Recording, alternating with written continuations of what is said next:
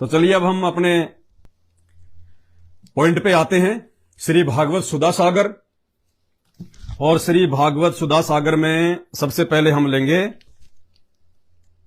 42वां अध्याय। ये देख लेना भाई, जिन जिन को शंका है कि श्री कृष्ण और कुब्जा के विषय में किसी शास्त्र में नहीं लिखा हुआ, ये श्री भागवत सुधा सागर, सुख सागर, सचित्र मोटा टाइप, गीता प्रेस गोरखपुर से प्रकाशित किसी भी पुस्तक वाली दुकान पे जाओगे जहां पे धार्मिक पुस्तक मिलती हैं, उनको कहना कि मुझे श्री भागवत सुधा सागर चाहिए, और इसका कोड नंबर ध्यान रख लेना 1930 1930, कहीं तुम्हें कोई नकली ना पकड़ा दे, ये असली है। और इसमें 42वां अध्याय है, ये 42वां अध्याय है, अंदर टिक कर रखा है मैंने। 42वें अध्याय पे आ जाना भाई। 10वां स्कंद है, 10वां स्कंद 42वां अध्याय। और क्या लिखा हुआ है? कुब्जा पर कृपा, धनुष भंग और कंस की घबराहट। और क्या लिखा हुआ है देखना भाई, साफ साफ लिखा हुआ है इसमें। श्री सुखदेव जी कहते हैं, परीक्षित, इसके बाद भगवान श्री कृष्ण जब अपनी मंडली के साथ राजमार्ग से आगे बढ़े, तब उन्होंने एक युवती स्त्री को देखा। उसका मुंह तो सुंदर था, परंतु वह शरीर से कुबड़ी थी, इसे से उसका नाम पड़ गया था कुब्जा। वह अपने हाथ में चंदन का पात्र लिए हुए जा रही थी। भगवान श्री कृष्ण प्रेम रस का दान करने वाले हैं। उन्होंने कुब्जा पर कृपा करने के लिए हंसते हुए उससे पूछा, यानी श्री कृष्ण जी ने कुब्जा से क्या पूछा? सुंदरी, तुम कौन हो? ये भगवानों के लक्षण है ये। अरे किसी भी अनजान स्त्री को यह कहना कि सुंदरी, अरे बहन भी तो कह सकती थी कि बहन आप कौन हो, माई आप कौन हो, जैसे संत रामपाल जी के भगत कहते हैं, बहन, माई। अरे जगत वाला आदमी जिसको ज्ञान नहीं है, जो भक्ति नहीं करता, वो भी बाजार में, मार्केट में किसी मां बहन को देख के ये नहीं कहेगा कि हे सुंदरी, सुंदरी तुम कौन हो। ये अधिकारी नहीं है कहने का, ये ओछे व्यक्तियों की हरकत होती है। एक सभ्य व्यक्ति इस प्रकार से किसी की मां बहन को नहीं कहेगा कि सुंदरी तुम कौन हो। तो इसी से आइडिया लगा लो श्री कृष्ण जी कहां तक विद्वान थे। ध्यान देना अब आगे। सुंदरी तुम कौन हो? ये चंदन किसके लिए ले जा रही हो? अरे आप अपनी बहन के साथ कहीं जा रहे हो, अपनी बीवी के साथ आप कहीं जा रहे हो, और कोई व्यक्ति अचानक से कहे कि सुंदरी तुम कौन हो, तो तुम्हें 2 थप्पड़ मारेगा खींच के उसका भाई या उसका पति जो उसके साथ में होगा, कि नालायक व्यक्ति, तेरे को बोलने की तमीज नहीं है, बहन कह के नहीं बोल सकता था। अब ये श्री कृष्ण जी क्या कह रहे हैं? सुंदरी तुम कौन हो। लेकिन भाई वो राजा थे, अब राजा तो मनमर्जी करता है। अब राजा को कौन टोक दे, राजा को कौन बोल दे? राजा चाहे सुंदरी बोले, चाहे अपनी पत्नी बोले, चाहे जो मर्जी बोले किसी को। आज तो चलो फिर भी हमारे लिए कुछ अधिकार हैं संविधान में, उस समय तो संविधान था ही नहीं, उस समय तो राजा का अपना मनमाना संविधान था। तो भाई श्री कृष्ण जी तो उस समय राजा थे, उनको कौन कुछ टोक दे, वो चाहे किसी को सुंदरी बोले, चाहे जो मर्जी बोले। सुंदरी तुम कौन हो? ये चंदन किसके लिए ले जा रही हो? कल्याणी हमें सब बात सच सच बतला दो। ये उत्तम चंदन, यह अंगराग हमें भी दो। इस दान से शीघ्र ही तुम्हारा परम कल्याण होगा। उबटन आदि लगाने वाली सैरंधी कुब्जा ने कहा, परम सुंदर, मैं कंस की प्रिय दासी हूं। महाराज मुझे बहुत मानते हैं। मेरा नाम त्रिवक्रा अर्थात कुब्जा है। मैं उनके यहां चंदन अंग राग लगाने का काम करती हूं। मेरे द्वारा तैयार किए गए चंदन और अंग राग भोजराज कंस को बहुत भाते हैं, परंतु आप दोनों से बढ़कर उसका और कोई उत्तम पात्र नहीं है। भगवान के सौंदर्य, कुसुमारता, रसिकता, मंदहास्य, प्रेमालाप और चारु चितवन से कुब्जा मन हाथ से निकल गया। उसने भगवान पर अपना हृदय न्यौछावर कर दिया। उसने दोनों भाइयों को वह सुंदर और गाढ़ा अंगराग दे दिया तब भगवान श्री कृष्ण ने अपने सांवले शरीर पर पीले रंग का और बलराम जी ने अपने गोरे शरीर पर लाल रंग का अंगराग लगाया तथा नाभि से ऊपर के भाग में अनुरंजित होकर वे अत्यंत सुशोभित हुए। भगवान श्री कृष्ण उस कुब्जा पर बहुत प्रसन्न हुए। उन्होंने अपने दर्शन का प्रत्यक्ष फल दिखलाने के लिए 3 जगह से टेढ़ी किंतु सुंदर मुख वाली कुब्जा को सीधी करने का विचार किया। भगवान ने अपने चरणों से कुब्जा के पैरों के दोनों पंजे दबा लिए और हाथ ऊंचा करके 2 अंगुलियां उनकी ठोडी में लगाई तथा उनके शरीर को तनिक उचका दिया। उचकाते उसके सारे अंग सीधे और समान हो गए। अब आगे देखना क्या लिख रहा है लेखक। प्रेम और मुक्ति के दाता भगवान के स्पर्श से वह तत्काल विशाल नितंब तथा 3 पयोधरों से युक्त एक उत्तम युवती बन गई। लेखक को भी शर्म नहीं आ रही। कहते जैसे सीधी होगी उसके नितंब अच्छे खासे मोटे मोटे हो गए। अब नितंब क्या होते हैं आप लोग अच्छे से जानते हो। बताओ, ये लिखने की बात है यहां पे कि जैसे वो सीधी हुई उसके नितंब बड़े मोटे मोटे हो गए, सुंदर हो गए। अरे क्या जरूरत थी ये बात यहां लिखनी। ये लिख देता कि एकदम सीधी हो गई, सामान्य स्त्री की तरह हो गई। बस उनके उन अंगों का वर्णन करना यहां पे कोई जरूरी था क्या। आगे देखिए। उसी क्षण कुब्जा रूप गुण और उदारता से संपन्न हो गई। उसके मन में भगवान से मिलन की कामना जाग उठी। जैसे कुब्जा सीधी हो गई, जवान युवती हो गई, कुब्जा के मन में श्री कृष्ण जी से कामना की। क्या कह रहे हैं, उसके मन में भगवान से मिलन की कामना जाग उठी, यानी श्री कृष्ण जी से भोग विलास करने की, सेक्स करने की कामना जाग उठी। किसमें? कुब्जा में। चलो कोई बात नहीं, कुब्जा तो एक सामान्य स्त्री थी। कुब्जा कोई भगवान नहीं था, वो परमात्मा नहीं थी, वो तो एक आम प्राणी थी, आम स्त्री थी। उसके मन में तो ये दोष आ सकता है, कोई बड़ी बात नहीं है। कुब्जा के मन में भगवान से भोग विलास करने की कामना जाग उठी। उसके मन में भगवान के मिलन की कामना जाग उठी। उसने उनके दुपट्टे का छोर पकड़कर मुस्कुराते हुए कहा। कुब्जा ने श्री कृष्ण जी के दुपट्टे का छोर पकड़कर झटका मार के और मुस्कुराते हुए कहा। क्या कहा? वीर शिरोमणे, आइए घर चलें। मैं आपको यहां अकेला नहीं छोड़ सकती, क्योंकि आपने मेरे चित्त को मथ डाला। पुरुषोत्तम, मुझदासी पर प्रसन्न होइए। लिख रहा पुरुषोत्तम।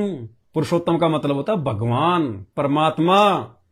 और भगवान के आसपास भी भोग विलास नहीं होता, काम वासना नहीं होती। भगवान इस गंदे काम के आसपास भी नहीं होता है। तो उसने कहा कि चलिए मेरे घर पे चलिए आप भोग विलास के लिए। आगे देखिए। जब बलराम जी के सामने ही कुब्जा ने इस प्रकार प्रार्थना की, तब भगवान श्री कृष्ण ने अपने साथी ग्वाल बालों के मुंह की ओर देखकर हंसते हुए उनसे कहा। सुंदरी, तुम्हारा घर संसारी लोगों के लिए अपनी मानसिक व्याधि मिटाने का साधन है। मैं अपना कार्य पूरा करके अवश्य वहां आऊंगा।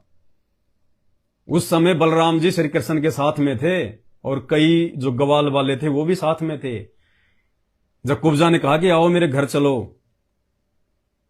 तो श्री कृष्ण जी ने पहले अपने भाई की तरफ देखा, फिर अपने साथियों की तरफ देखा और वो शर्मा गए कि अगर अभी चला जाऊंगा तो मेरे बारे में क्या सोचेंगे। मौका देख के आऊंगा छुप छुपा के। मैं अपना कार्य पूरा करने के लिए अवश्य आऊंगा। कुब्जा से कहा कि मैं जरूर आऊंगा तेरे घर पे। ये 42वां अध्याय है, 10वां स्कंद है। इसको हम यही छोड़ देते हैं। इसके बाद में हम चलते हैं थोड़ा सा आगे। और थोड़ा सा आगे कहां पे? इसी सुख सागर में 42वें अध्याय के बाद में ये 48वां अध्याय आ गया।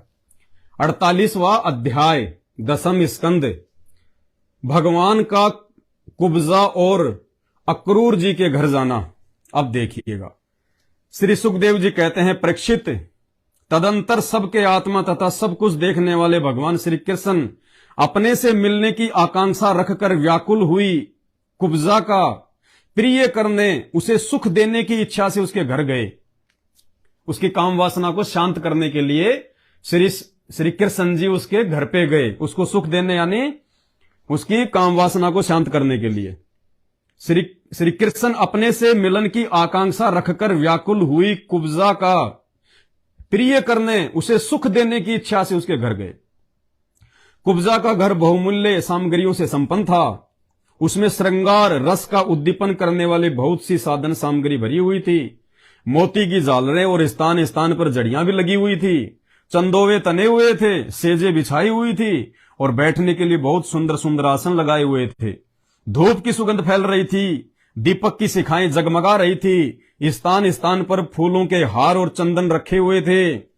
भगवान को अपने घर आता देख कुब्जा तुरंत हड़बड़ाकर अपने आसन से उठ खड़ी हुई और सखियों के साथ आगे बढ़कर उसने विधि पूर्वक भगवान का स्वागत सत्कार किया।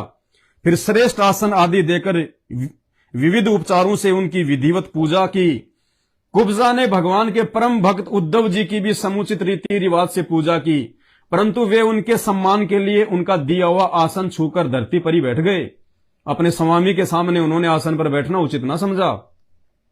भगवान श्री कृष्ण सच्चिदानंद स्वरूप होने पर भी लोकाचरों का अनुसरण करते हुए तुरंत उसकी बहुमूल्य सेज पर जा बैठे। श्री कृष्ण जी तुरंत जा बैठे उस पलंग पे। तब कुब्जा स्नान, अंगराग, वस्त्र, आभूषण, हार, गंध, इत्र आदि, तांबुल और सुदासव आदि से अपने को खूब सजाकर लीलामयी सजीली मुस्कान तथा हाव भाव के साथ भगवान की ओर देखती हुई उनके पास आई। अब कुब्जा को पता था कि श्री कृष्ण जी आ गए हैं और आज मेरी जो काम वासना है आज उसकी मेरी पूर्ति हो जाएगी। तो नहा के धो के सेंट वांट लगा के इत्र वित्र लगा के अंगराग लगा के सज धज के और स्नान आदि करके भगवान के पास में आई। अरे भगवान आए और भगवान आता है तो भगवान के सामने नाके धोने के जाने की जरूरत है क्या? अरे भगवान पता नहीं कितने समय रहे कितने समय ना रहे, पैरों में पड़ जाओ भगवान के, तो जो है चरण धो धो के पियो। और वो नहा धो के सज धज के भगवान को खुश करने के लिए सेंट वांट लगा के आई। क्या कहते हैं, भगवान हाव भाव के साथ भगवान की ओर देखती हुई इसके पास आई। अब देखो आगे क्या लिखा हुआ है। जब कुब्जा नहा धो के भगवान के पास में आके बैठ गई, सखी सहेलियों को सबको बाहर कर दिया, उद्धव जी भी बाहर चले गए। श्री कृष्ण जी और कुब्जा दोनों अकेले उस सुसज्जित सेज पे बैठे हुए थे। अब क्या कह रही है कुब्जा, लेखक क्या कह रहा है? कुब्जा नवीन मिलन के संकोच से कुछ झिझक रही थी। अब ये शब्द हैं, इन शब्दों को समझना पड़ेगा। ये शब्द उस तत्व ज्ञान के बिना समझ में नहीं आ सकते। परमपिता परमेश्वर सतगुरु रामपाल जी भगवान के आशीर्वाद बिना समझ में नहीं आ सकते। तभी तो ये शास्त्र 5000 साल से लिखे पड़े हैं, आज तक कोई इनको समझ नहीं पाया। ये क्या कह रहे हैं, क्या कह रही है? कुब्जा नवीन मिलन के संकोच से कुछ झिझक रही थी। नवीन मिलन यानी प्रथम बार सेक्स करने को लेके कुब्जा जो है वो झिझक रही थी, वो डर रही थी।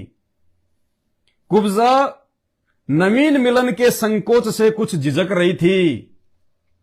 तब श्याम सुंदर श्री कृष्ण ने उसे अपने पास बुला लिया और उसकी कंकण से सुशोभित कलाई पकड़कर अपने पास बैठा लिया और उसके साथ में क्रीड़ा करने लगे। देखो स्पष्ट लिखा हुआ है, क्रीड़ा करने लगे, उसको छूने लगे, उसको बाहों में भर लिया, उसके साथ में खेलने लगे, छेड़छाड़ करने लगे। कौन? जिसे आप अपना इष्ट कहते हैं, भगवान कहते हैं, सच्चिदानंद कहते हैं। अरे सच्चिदानंद के तो जितने भी स्त्री पुरुष हैं उनके बेटा बेटी होते हैं। सच्चिदानंद के लिए तो हर स्त्री पुरुष, हर आत्मा उसके बच्चे होते हैं। और एक बाप कैसे अपने बच्चों के साथ में सेक्स करेगा? वो सच्चिदानंद कैसे अपनी बेटी के साथ में संभोग करेगा, क्रीड़ा करेगा? बाप कभी अपनी बेटी के पास में खेलेगा इस प्रकार से, जवान बेटी को मतलब सेज पे बैठा के? भाई और बहनों विचार करो। ये आंखें खोल दी संत रामपाल जी ने आके। नहीं हमारे पूर्वज मर गए, हमारे दादा परदादा इन्हीं को अपना इष्ट मान के पूज पूज के मर गए, आज वो भूत बन के फिर रहे हैं, आज उनके श्राद्ध निकाले जा रहे हैं। अरे अगर मोक्ष हो जाता इन भगवानों की भक्ति से तो श्राद्ध निकालने की आवश्यकता क्या है? जिसका पूर्ण मोक्ष हो जाता है उसके श्राद्ध क्यों निकालें? तो इन्हीं भगवानों ने, इन्हीं इष्टों ने, जिनका खुद का मोक्ष नहीं, श्री गीता जी अध्याय नंबर 4 श्लोक नंबर 4 और 9 में खुद ये गीता ज्ञान देने वाला भगवान अर्जुन से कह रहा है कि तेरे और मेरे बहुत सारे जन्म हो चुके हैं, आगे भी होंगे, तू नहीं जानता मैं जानता हूं। ये खुद ही जन्म मरण में, तो इनके भक्तों का कहां से मोक्ष हो जाता? इसलिए पूरी दुनिया में सबके श्राद्ध निकल रहे हैं। सब लोग भूत प्रेत बन के घूम रहे हैं, कोई किसी के मामा में आ रहा है, कोई किसी के बेटे में घुस के बोल रहा है। सबको भूत प्रेत बना दिया इनकी भक्ति ने। कुब्जा नवीन मिलन के संकोच से कुछ झिझक रही थी। तब श्याम सुंदर श्री कृष्ण ने उसे अपने पास बुला लिया और उसकी कंकण से सुशोभित कलाई पकड़कर अपने पास बैठा लिया। उसके साथ में क्रीड़ा करने लगे, छेड़छाड़ करने लगे। परीक्षित, कुब्जा ने इस जन्म में भगवान को केवल अंग राग अर्पित किया था। उसी एक शुभ कर्म के फलस्वरूप उसे ऐसा अनुपम अवसर मिला। बताओ, लेखक को भी शर्म नहीं आ रही? ये अनुपम अवसर है? अरे भगवान के साथ में सेक्स करना ये अनुपम अवसर है क्या? ये कोई परम सौभाग्य की बात है क्या? ये तो दुख की बात है, दुख की बात है। कुब्जा भगवान श्री कृष्ण के चरणों को अपने काम संतप्त यानी अपने विषय वासना के लिए, काम संतप्त यानी विषय वासना की पूर्ति के लिए, भोग विलास की पूर्ति के लिए, कुब्जा भगवान श्री कृष्ण के चरणों को अपने काम संतप्त हृदय, वक्ष स्थल और नेत्रों पर रखकर उनके दिव्य सुगंध लेने लगी। अब वो सूंघने लगी। अब देख लेना क्या क्या सूंघने लगी। और इस प्रकार उसने अपने हृदय की सारी आदि व्याधि शांत कर ली। हो गया मिलन दोनों का, हो गए शांत। इस प्रकार उसने अपने हृदय की सारी आदि व्याधि शांत कर ली।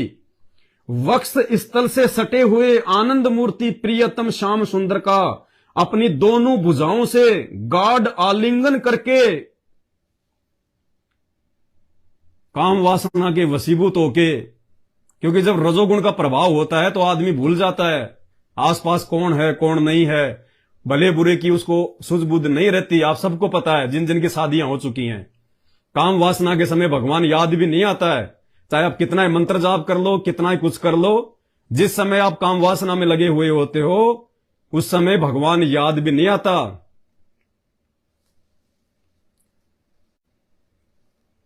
वक्ष स्थल से सटे हुए आनंद मूर्ति प्रियतम श्याम सुंदर का अपनी दोनों भुजाओं से गाढ़ आलिंगन करके, यानी कुब्जा ने श्री कृष्ण जी को अपनी दोनों भुजाओं से जबरदस्ती कस के पकड़ लिया, आलिंगन करने लगी, चुंबन करने लगी। आलिंगन करके कुब्जा ने दीर्घ काल से बढ़े हुए विरह ताप को शांत किया। दीर्घ काल से यानी आज से पहले उसने कभी संभोग नहीं किया था।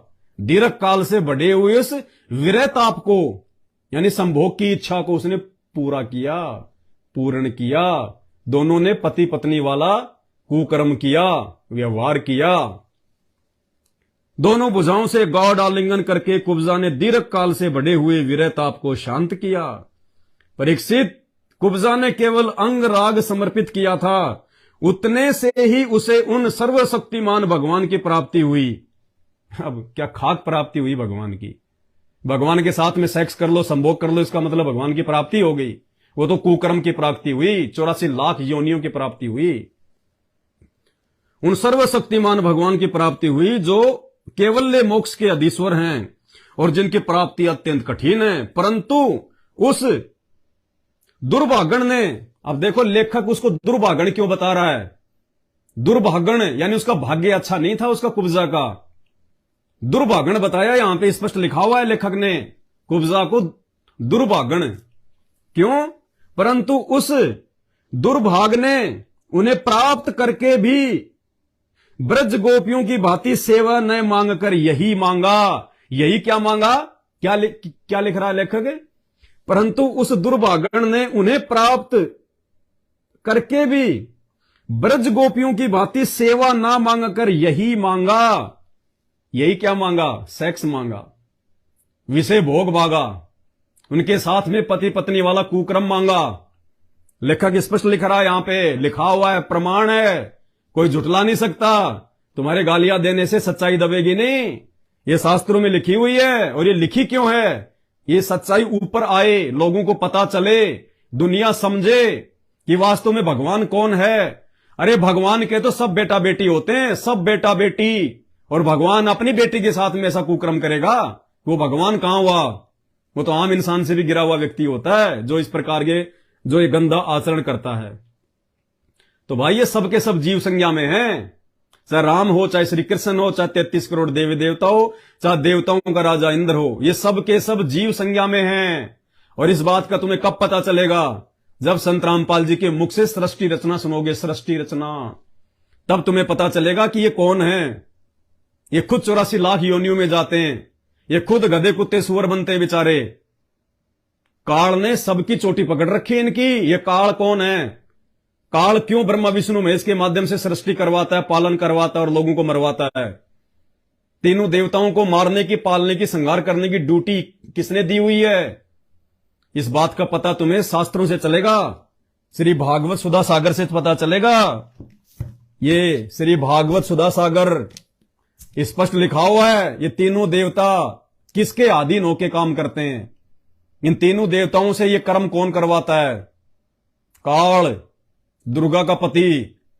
पेज नंबर 28, पहला स्कंद ध्यान से पढ़ लेना। पेज नंबर 531 और 30, 35 इसमें पढ़ लेना। तीसरे स्कंद में, इसके 6ठे अध्याय में सारी चीजें लिखी हुई है। परंतु उस दुर्भागन ने उन्हें प्राप्त करके भी ब्रज गोपियों की भांति सेवा नाम मांगकर यही मांगा, प्रियतम। फिर क्या कह रही हो कुब्जा? प्रियतम, आप कुछ दिन यहीं रहकर मेरे साथ में क्रीड़ा कीजिए। कुब्जा कह रही है कि हे प्रियतम, आप थोड़े दिन और रुको, मेरे साथ रह के यही कुकर्म करो, क्रीड़ा कीजिए मेरे साथ यहीं रह के, कुछ दिन और रह के। स्पष्ट लिखा हुआ भाई, झूठ बोले तो हमारे मुंह में कीड़े पड़े। स्पष्ट लिखा हुआ है, शास्त्र में लिखा हुआ है। और सच को सच कहना निंदा चुगली में नहीं आता, महान परोपकार के काम में आता है, ताकि आप लोग भगवानों को पहचानो और सही भक्ति करके अपना आत्म कल्याण करवाओ। प्रियतम, आप कुछ दिन यहीं रहकर मेरे साथ में क्रीड़ा कीजिए, क्योंकि हे कमल नयन, मुझसे आपका साथ नहीं छोड़ा जा रहा, कि मेरी इच्छा नहीं कर रही कि मैं आपको छोड़ दूं। अभी कुछ दिन और रहो मेरे साथ में, यही गंदा कर्म करो। परीक्षित, भगवान श्री कृष्ण सबका मान रखने वाले और सर्वेश्वर हैं। उन्होंने अभिष्ट वर देकर उनकी पूजा स्वीकार की। यानी श्री कृष्ण ने हाँ भर दी कि ठीक है, मैं फिर कभी आऊंगा, उसका मान रख लिया। और फिर अपने प्यारे भगत उद्धव जी के साथ अपने सर्व सम्मानित घर लौट आए। परीक्षित, भगवान ब्रह्मा आदि समस्त ईश्वरों के भी ईश्वर हैं। भगवान ब्रह्मा आदि समस्त ईश्वरों के भी ईश्वर हैं, यानी श्री कृष्ण जी ब्रह्मा के भी भगवान हैं, ऐसे कर्म करने वाले। और ब्रह्मा जी का भी दिखाएंगे आपको आने वाले दिनों में। अभी तो दास कहीं जा रहा है परमात्मा की सेवा में, उसके बाद में आपको ब्रह्मा जी का भी दिखाएंगे, भरी सभा में देवताओं के सामने। अरे चलो, ये तो श्री कृष्ण जी थे, इन्होंने तो किसी और स्त्री के साथ में ये कुकर्म किया। ब्रह्मा जी ने तो खुद की बेटी सरस्वती को ही पीछे से बात भर ली, काम वासना के वशीभूत होके, भरी सभा में। भगवान ब्रह्म आदि समस्त ईश्वरों के भी ईश्वर हैं। उनको प्रसन्न कर लेना भी जीव के लिए बहुत ही कठिन है, और कोई उन्हें प्रसन्न करके उनसे विशेष सुख मांगता है। क्या कह रहा है लेखक? ये पहली बात तो भगवान को प्रसन्न करना बड़ा कठिन है, और यदि भगवान को प्रसन्न करके यदि कोई विशेष सुख ही मांगता है, विशेष सुख यानी भौतिक सुख सुविधाएं, जैसे उसने कुब्जा ने मांगी, क्योंकि प्रकरण किसका चल रहा है? कुब्जा का। कुब्जा को लेके ये बात कही जा रही है कि पहली बात तो भगवान को पाना बड़ा कठिन है, और भगवान को पाकर भी यदि कोई विशेष सुख ही मांगता है, यानी भोग विलास ही मांगता है, सेक्स की ही इच्छा रखता है, तो कहते हैं जो कोई उन्हें प्रसन्न करके उनसे विशेष सुख मांगता है, वह निश्चय ही दुर्बुद्धि है। कहते हैं वो दुर्बुद्धि इंसान है वो, जो कुब्जा ने किया। क्योंकि वास्तव में विशेष सुख अत्यंत तुच्छ नहीं के बराबर है, कि जो विशेष सुख है, जो भोग विलास है, ये तो नहीं के बराबर है, बहुत घटिया कर्म है। ये लेखक ने लिखा है।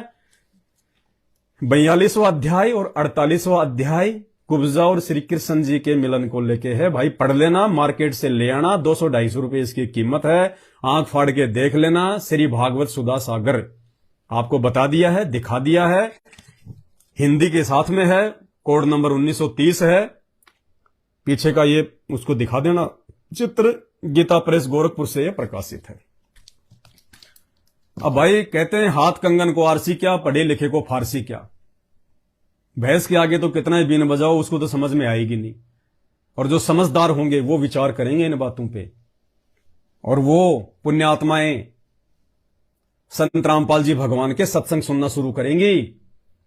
ये है सबका पिता, सबका बाप। तुम कहते हो ना, नहीं इन पे बलात्कार करो, बलात्कार। आप कोई माई का लाल चैलेंज कर रहा है, ये पवन दास, कोई माई का लाल इस सच्चिदानंद पर, सर्व सृष्टि के रचनहार पर, सर्व सृष्टि के स्त्री पुरुष जिनके बेटा बेटी हैं, जिनके बच्चे हैं, इंसानों से लेकर जानवर तक सब इनके बेटा बेटी, इनके बच्चे हैं, सब इन्हीं की आत्माएं हैं। इस आत्माधार पर, नाथों के नाथ पर, संत रामपाल जी भगवान पर कोई माई का लाल बलात्कार जैसा घटिया आरोप सिद्ध कर दे, साबित कर दे, ये पवन दास उसी समय अपनी गर्दन काट के रख देगा, गर्दन काट के। अरे ये तो वो सच्चिदानंद है जिसने नकली सच्चिदानंदों की ये शास्त्र दिखा दिखा के पोल खोल दी। एक होता है बलात्कार, एक होता है व्यभिचार। तुम तो बलात्कार का आरोप लगा रहे हो संत रामपाल जी पे। मूर्खों, कौन से नरक में जाओगे? पहले संत को पहचान लो। देखा देखी मत किया करो कमेंट्स, बहुत महंगा पड़ेगा। ये आध्यात्मिक जीवन है। हमारे गुरुदेव कहते हैं घास के तिनके की भी निंदा नहीं करनी चाहिए, बिना सोचे समझे, बिना देखे। ना जाने कब हवा चले और वो तिनका आंख में गिर जाए, बहुत ज्यादा पीड़ा देता है। तुम तो परम संत की निंदा कर रहे हो बिना सोचे समझे, बिना उनके विचार सुने, बिना उनके सत्संग सुने। किसी भी महापुरुष के विषय में यदि पहले जानना है तो पहले उसका जीवन चरित्र देख लो, उसके विचार सुनो। कहते हैं मालिक की वाणी है,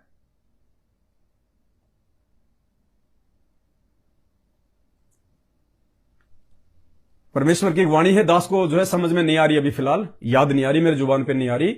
हां, साधु शब्दा परखिए। साधु जो होता है ना, संत, उसकी पहचान उसके शब्दों से करनी चाहिए, उसके सत्संगों से करनी चाहिए, उसके प्रवचन से करनी चाहिए, उसके विचारों से करनी चाहिए, उसके द्वारा लिखित साहित्य से करनी चाहिए। साधु शब्दा परखिए। और दुख पड़े घरनार, घर की औरत को उस समय जो है वो परखना चाहिए जब आपके घर पे कोई आपत्ति आ जाए, कोई संकट आ जाए। उस समय एक स्त्री की पहचान होती है, वो कितना अपने पति का साथ देती है या उठा के सामान मायके की तरफ वो दौड़ लेती है। तो कहते हैं साधु शब्दा परखिए, दुख पड़े घरनार। और सूरवीर जब जानिए, जब रण बाजे तलवार। योद्धा, सूरवीर, उसकी पहचान युद्ध के क्षेत्र में होती है, जब दोनों आमने सामने जब सेनाएं होती हैं। और जो सूरवीर होता है वो अपना अंग अंग कटवा लेगा, लेकिन मैदान छोड़ के नहीं भागता। और जो मैदान छोड़ के पीठ दिखा के भाग जाए वो सूरवीर नहीं, वो कायर होता है, कायर। तो पहले संत रामपाल जी के विषय में जान लो, पहचान लो इनको, इनके सत्संग सुन लो। हवा में तीर मारना छोड़ दो, बहुत महंगे पड़ेंगे। तुम्हें इस काल भगवान का ये कर्म आधार का नियम नहीं पता अभी तुमने। इस जुबान से निकले एक एक शब्द की कीमत चुकानी पड़ती है। जुबान से निकले हुए शब्द तो छोड़ दो, मन, कर्म और वचन से भी यदि तुमने किसी का बुरा सोच लिया, किसी की निंदा कर दी, तुमने किसी की चुगली कर दी, वो उसका भोग भोगना पड़ता है, बहुत भयंकर। और जो तुम कह रहे हो तुम चुगली करते हो, निंदा कर रहे हो, चुगली निंदा वो होती है जो इन शास्त्रों में ना लिखा हो, उसके बावजूद हम उनको भला बुरा कहें, वो होती है निंदा चुगली। और ऐसे कर्म करने वाला घोर नरक में जाता है, घोर नरक में। हम तो परोपकार का काम कर रहे हैं, इन शास्त्रों में लिखा हुआ बता रहे हैं आपको कि लिखा क्यों है ये।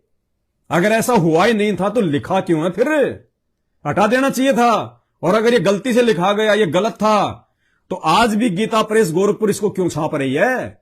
हिंदू धर्म के सारे ठेकेदार, सारे संत महात्मा मिलके धरने दो और इस पेज को हटवा दो, इस अध्याय को हटवा दो। अगर ये गलत है तो क्यों नहीं हटवा पा रहे? क्योंकि ये परम सत्य है। इन भगवानों ने ऐसे कुकर्म किए हैं, इनके चरित्र पर दाग हैं, क्योंकि ये भगवान नहीं है, ये परमात्मा नहीं है, ये सच्चिदानंद नहीं है, ये आप और हमारी तरह जीव हैं, जीव।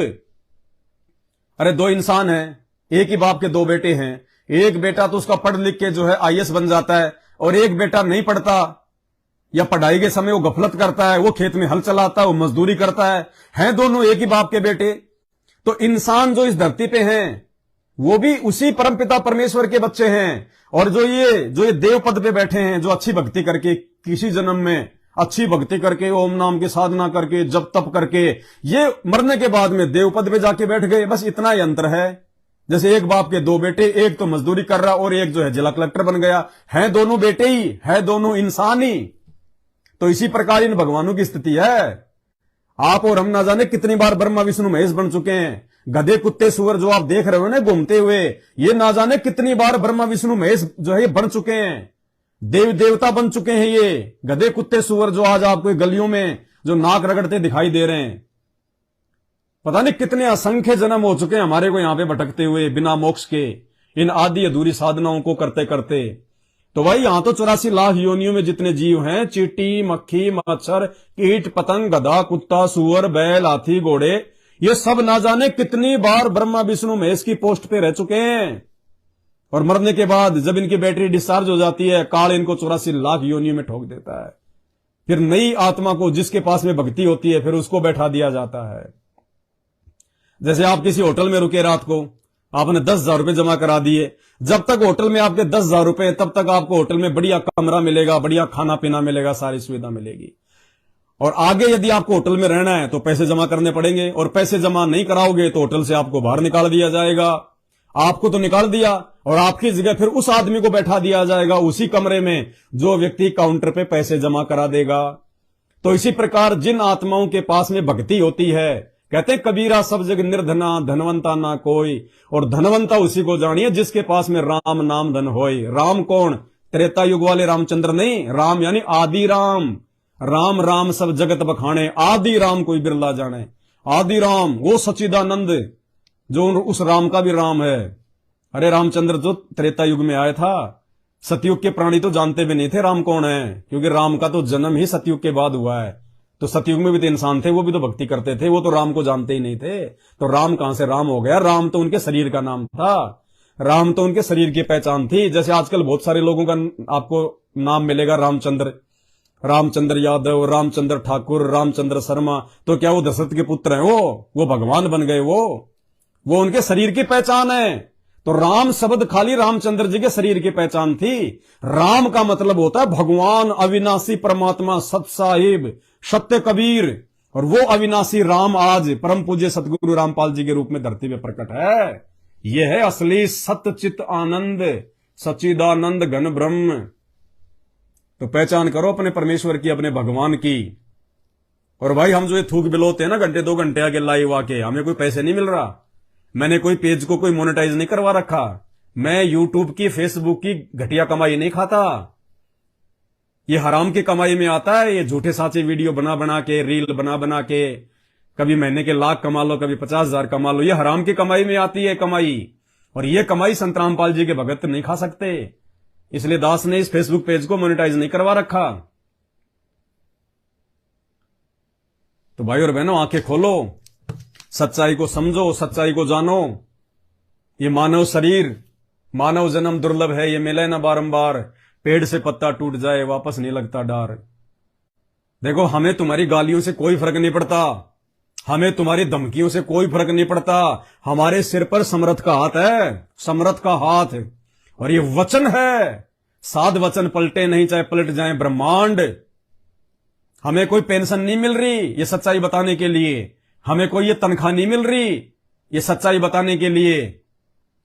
लेकिन हमें परमात्मा ने सच्चाई से रूबरू करवा दिया कि बेटा, जैसे तुम काल के जाल से बाहर निकले हो, तुम जैसे इन नकली इष्टों की भक्ति को छोड़ के और अपने सतगुरु की असली इष्ट की भक्ति पे आए हो, और अब तुम मोक्ष प्राप्त करोगे, 84 लाख योनियों से बाहर निकलोगे। ऐसे ही अब तुम्हारा ये परम कर्तव्य है कि जैसे पहले तुम भूले भटके फिर रहे थे, आधे अधूरे भगवानों की भक्ति कर रहे थे, वैसे ही तुम्हें पता होने के बाद अब तुम अपने जगत वाले भाई बहनों को जगाओ। वो भी मेरे ही बच्चे हैं, वो भी तुम्हारे भाई बहन हैं, उन तक ये संदेश पहुंचाओ। इसलिए आज शहर शहर में, गांव गांव में, गली गली में संत रामपाल जी के द्वारा लिखित पुस्तक ज्ञान गंगा जा रही है। टीवी चैनलों पर संत रामपाल जी के प्रवचन चल रहे हैं। भगत भाई बहन जहां भी बैठते हैं परमात्मा की चर्चा करते हैं। आप भाई बहनों को सही भक्ति विधि के बारे में बताते हैं। तो भाई और बहनों, अब तुम भी विचार करो थोड़ा बहुत। ये मानव शरीर इसीलिए दिया भगवान ने। ये कोई बात सुन के क्रोध करने के लिए नहीं दिया, कोई बात सुन के उसके ऊपर विचार विमर्श करने के लिए दिया है। कि यार ये बंदा इतनी बातें बोल रहा है और दूसरी बात बोल ही नहीं रहा, हमारे ही शास्त्रों में दिखा रहा है, हमारे ग्रंथों में लिखा हुआ है